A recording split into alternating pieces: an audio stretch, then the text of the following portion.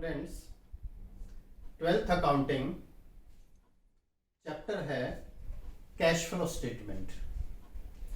Cash flow statement में एक topic आता है स्टूडेंट्स जिसमें बड़ी प्रॉब्लम्स आती हैं, preparing machinery account and accumulated depreciation account. और भी कई सारे वीडियो मैंने इस पर बनाए हैं, अपलोड किए हैं, उनको आप जरूर देखिएगा। अब मैं एक क्वेश्चन लेकर चल रहा हूं कि जिसमें नोट्स टू अकाउंट्स में टेंजिबल एसेट्स गिवन है। टेंजिबल एसेट्स में मशीनरी भी लिखा हो सकता है, फिक्स्ड एसेट्स भी लिखा हो सकता है, ये ध्यान रखिएगा। इस केस में अक्यूमुलेटेड डेप्रिसिएशन एडजस्टमेंट में दिया होगा, सिर्फ एडिशनल इंफॉर्मेशन में। एक बात ध्यान से सुन लें स्टूडेंट्स, जब accumulated depreciation notes to accounts में गिवन हो मशीनरी के साथ, तब हमारे दो अकाउंट बनते हैं, मशीनरी अकाउंट भी बनता है और अक्यूमुलेटेड डेप्रिसिएशन अकाउंट भी बनता है। लेकिन जब notes to accounts tangible assets में सिर्फ मशीनरी अकाउंट हो तो सिर्फ मशीनरी अकाउंट बनेगा, चाहे अक्यूमुलेटेड डेप्रिसिएशन एडिशनल इंफॉर्मेशन में क्यों ना दिया हो, क्योंकि जो एडिशनल इंफॉर्मेशन में अक्यूमुलेटेड डेप्रिसिएशन दिया होगा वो सिर्फ सोल्ड मशीन का दिया होगा। तो इस केस में देखिए स्टूडेंट्स, मशीनरी अकाउंट हम कैसे प्रिपेयर करेंगे, यानी हम डिफरेंट वीडियोस में डिफरेंट सिचुएशंस लेकर चल रहे हैं। कहीं सिर्फ मशीनरी अकाउंट बनता है, कहीं मशीनरी एंड अक्यूमुलेटेड डेप्रिसिएशन बनता है। अब इस क्वेश्चन में देखिए, हम कुछ अलग ट्रांजैक्शन लेकर चले हैं। नॉर्मली मशीन अकाउंट में होता क्या है, मशीनरी परचेज्ड आता है बैलेंसिंग फिगर। लेकिन इस क्वेश्चन में देखिए स्टूडेंट्स, एडिशनल इंफॉर्मेशन में मशीन परचेज्ड ऑलरेडी गिवन होगा, तो हमारी बैलेंसिंग फिगर क्या आएगी। इसके लिए चलिए पहले क्वेश्चन को देखते हैं। Notes to accounts tangible assets 31 March 2020 यानी ओपनिंग बैलेंस है 8 लाख, मशीनरी का क्लोजिंग बैलेंस यानी करंट ईयर के एंड में 31 मार्च 2021 12 लाख रुपीस। तो opening balance 8 lakh, closing balance 12 lakh. तो हम क्या करेंगे, देखिए मशीनरी अकाउंट का परफॉर्मा बनाएंगे। सबसे पहले ओपनिंग और क्लोजिंग बैलेंसेस को लिखिएगा। यहां लिखेंगे to balance brought down. Opening balance है मशीनरी अकाउंट का 8 लाख। मशीन एक एसेट है, इसका डेबिट बैलेंस होता है बेटा, इसका मतलब यह है कि इसका ओपनिंग बैलेंस डेबिट साइड में आएगा। क्लोजिंग बैलेंस है 12 लाख। चाहे तो आप लास्ट में लिख लें, चाहे तो पहले लिख लीजिए, इससे कोई फर्क नहीं पड़ता। तो अगर क्लोजिंग बैलेंस लिखना हो तो ये क्रेडिट साइड में सबसे लास्ट में आएगा, by balance carried down and that amount is 12 lakh rupees. यानी हमने अभी तक एडिशनल इंफॉर्मेशन नहीं देखी स्टूडेंट्स, हमने सिर्फ मशीनरी अकाउंट का परफॉर्मा बनाया, ओपनिंग और क्लोजिंग बैलेंसेस लिखे। एक बात ध्यान रखना स्टूडेंट्स, जो मार्किंग स्कीम होती है वो स्टूडेंट फ्रेंडली होती है। कई बार मान लो स्टूडेंट्स को पूरा क्वेश्चन नहीं आता, ये सिर्फ उस केसेस के लिए है बेटा जहां आपको पूरा क्वेश्चन नहीं आता लेकिन आपको मशीन अकाउंट का परफॉर्मा बनाना तो आता है, ओपनिंग बैलेंस और क्लोजिंग बैलेंस तो आता है, इतना लिखाइए आप। अगर कहीं जरूरत पड़ी तो हो सकता है इसमें हाफ मार्क या 1 मार्क आपको मिल जाए, मार्किंग स्कीम पे डिपेंड करता है, ये मिलने की उम्मीद रहती है। तो चलिए अब एडिशनल इंफॉर्मेशन को देखते हैं।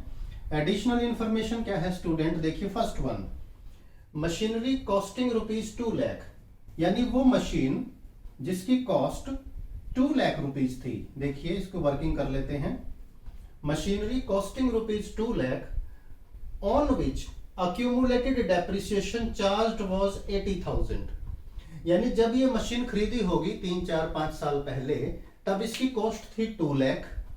उसके बाद हम इस मशीन को यूज करते रहे और यूज करने के दौरान इस पर अभी तक जो टोटल डेप्रिसिएशन लगा है वो 80,000 है, माइनस अक्यूमुलेटेड डेप्रिसिएशन। अक्यूमुलेटेड ना दिया हो तो डेप्रिसिएशन चार्ज भी दिया हो सकता है। तो अभी तक इस मशीन की जो वैल्यू कम हो चुकी है वो 80,000 है, यानी 2 लाख की मशीन थी जब खरीदी थी। ड्यूरिंग इट्स यूज 80,000 की वैल्यू कम हो चुकी।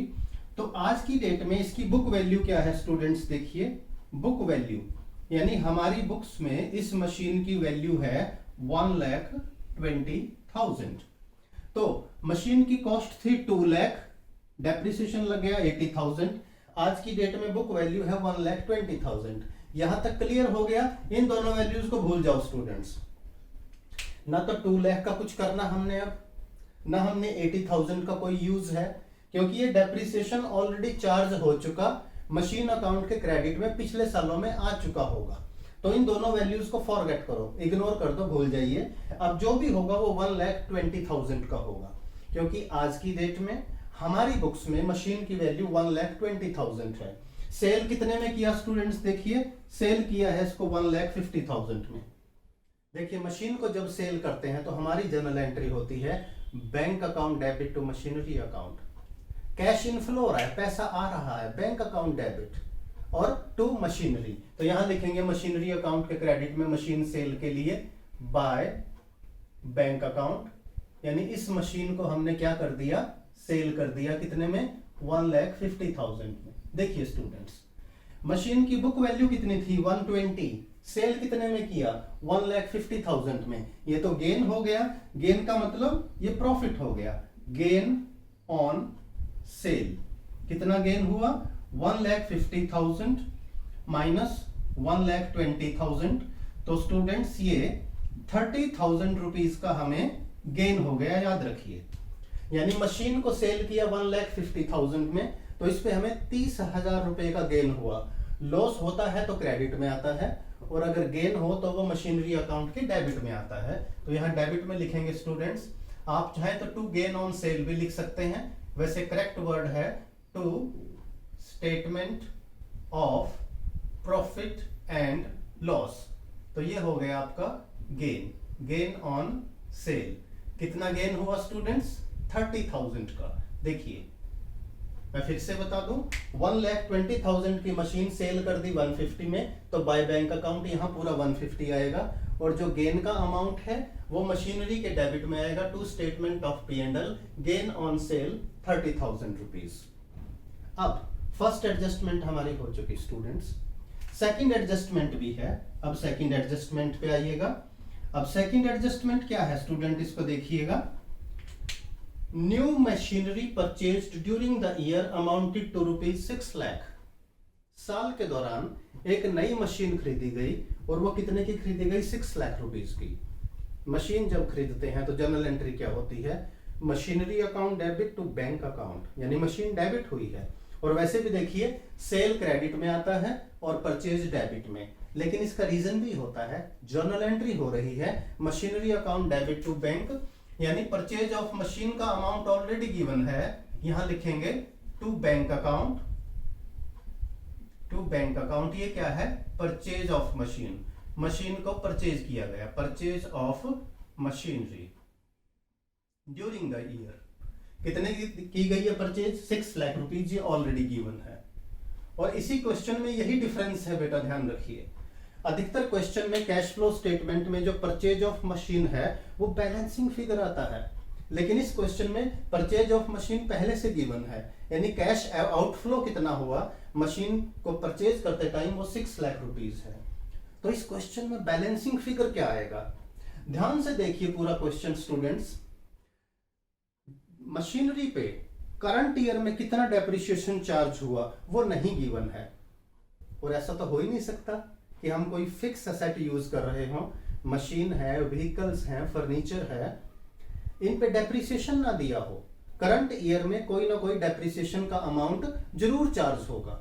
अब वो डेप्रिसिएशन का अमाउंट कहां से आएगा? देखिए, वो बैलेंसिंग फिगर होगा। यानी इस केस में क्या है स्टूडेंट्स, आप डेबिट साइड का टोटल करें मशीनरी का, क्रेडिट का टोटल देख लीजिए।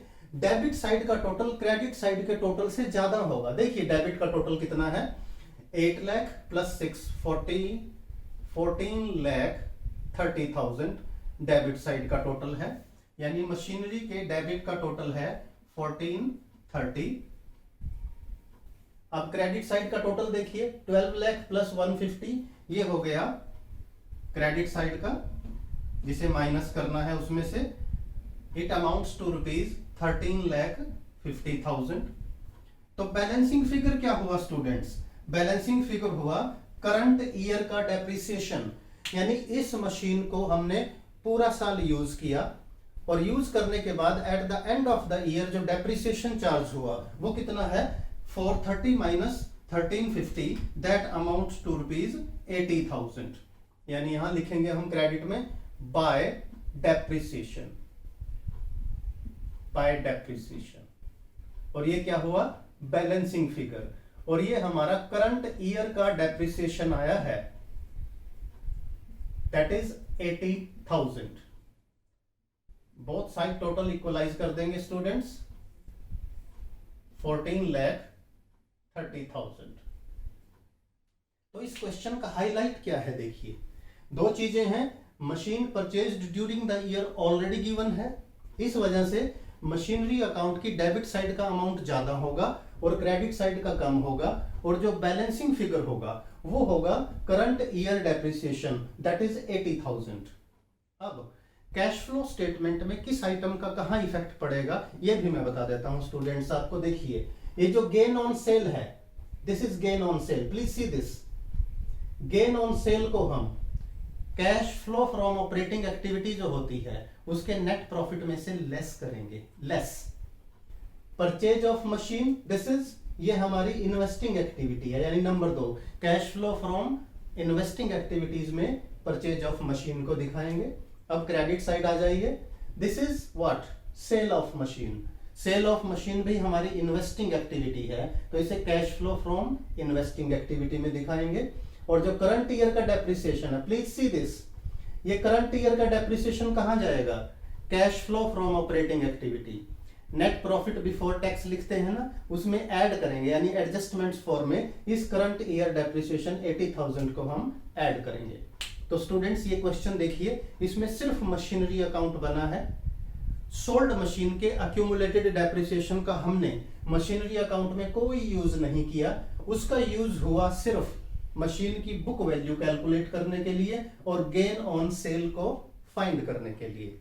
तो इस तरह की बहुत सारी वीडियोस मैंने बनाकर डाली हैं स्टूडेंट्स, इनको अच्छे से देखिएगा, आपके बेसिक्स क्लियर होंगे। इंडिपेंडेंट क्वेश्चन भी आ सकता है 3 मार्क्स में, और अगर ये कैश फ्लो स्टेटमेंट का एक पार्ट आ जाए तब भी आप इसको इजीली कर पाएंगे। उम्मीद है आपको वीडियो पसंद आया है, ये लेक्चर पसंद आया है, लाइक कीजिएगा, अपने फ्रेंड्स के साथ शेयर कीजिएगा, और चैनल अभी तक सब्सक्राइब नहीं किया तो चैनल को सब्सक्राइब जरूर कीजिएगा।